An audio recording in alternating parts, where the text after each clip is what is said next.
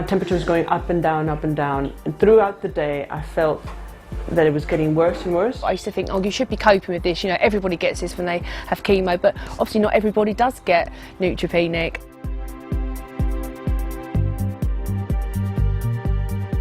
Neutropenic sepsis is a well-known complication that sometimes occurs after chemotherapy for cancer. It is a risk with most of the chemotherapy drugs that we give. The amount of risk that you're exposed to depends on the specific treatment you're having. Neutropenic sepsis happens a week to 10 days after your chemotherapy has been given. Cytotoxic chemotherapy not only attacks cancer cells, but it also affects some of the normal cells in your body. The most sensitive cells to chemotherapy damage are the white cells in the blood. And these are the cells that are there to protect you against infection. So when chemotherapy has its effect on these cells, they tend to disappear from the blood, and during the days when those cells have gone down to very low levels are the days when you can pick up infections. The infection can show itself in several different ways, but the most typical way it shows itself is you get a fever. Many patients think it may just be an attack of the flu or something like a cold. You should not assume that this is the case. You should assume that you've got an infection which requires urgent treatment. I think it was 4 or 5 days after the second cycle that I started feeling my temperature going up and down during the day. It kept on not going down to normal, and I started feeling more and more unwell. Nothing felt right in my body. That's how I can best describe it. I'll call the nurse on call, and they said, pack your bags and take yourself to A&E. As soon as I got there, I was in isolation. They put the mask on me, and I didn't come out into the normal world for 5 or 6 days later.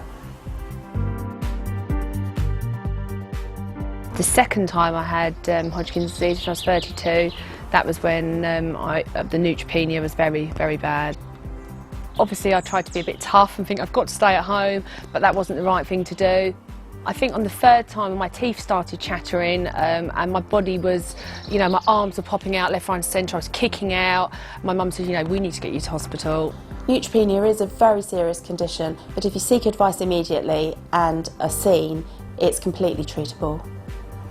Different hospitals will give different information on where you need to be seen if you do have a temperature. This may be an accident and emergency, or it may be by your chemotherapy nurse in the chemotherapy department.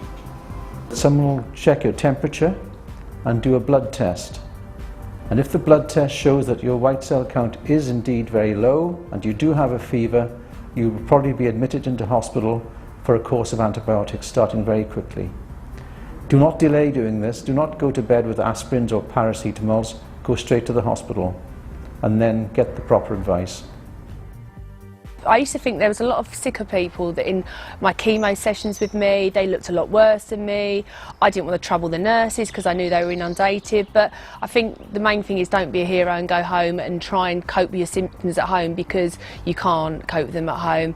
The minute you start shaking, the minute your temperature peaks over 37.5, 38, you need to go to hospital.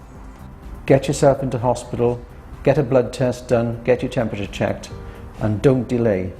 It is obviously very important that when you do get neutropenia, you do go to hospital, because I probably wouldn't, if I hadn't on the third or fourth time, maybe not be sitting here now, you know. It's a very serious thing.